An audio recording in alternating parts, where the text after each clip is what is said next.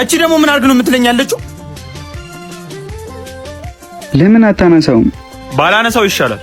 እንድታነሳላት እኮ ነው እየደወለች ያለችው። እሷን ማውራት እንዴት እንደደበረኝ። ከዚህ በፊት እኮ ድምጽሽ ናፍቆኛል እንድናወራ ጊዜ ስጭኝ ነበር ምትላት።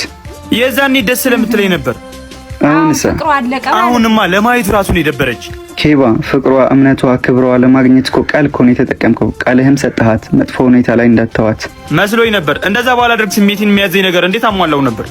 ያንተ ጊዜያዊ ስሜት እኮ እሷ መቀለጃ አይደለችም። ስማ እኔ ጓደኛ መሆኔን እየረሳ ነው መሰለኝ። ወይስ ታፈቅራታለህ? እሱማ አንተ ነህ ጓደኛ ያብሮ አደገ፣ ግን ያረከው ነገር ልክ አይደለም። ተዋት እባክህ፣ ብዙ አትጨነቅላት። አንተ ቅንጣት ማትጨነቅላት ሴት ልጅ ለሷ ለማግኘት ረጅም ርቀት የሚጓዝ ወንድ አለ።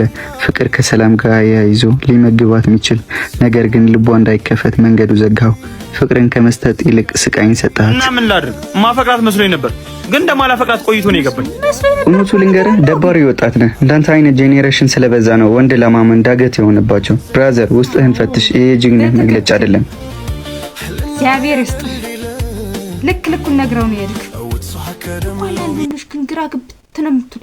መጀመሪያ ማንቀራቡ አላችሁ። መጀመሪያ የማይሆን ሁኔታ ውስጥ ታስገቡና በኋላ ላይ እንደዚህ ስላለ እንዴ ካልፈለከት ለሷ ስሜት ከሌለው የሆነ ነገር ለሷ ማታስብላት ከሆነ አጥርቃት መጀመሪያ። እንዴ ይሄ እኮ ህይወት ነው፣ ጨዋታ አይደለም፣ ቀልድ አይደለም።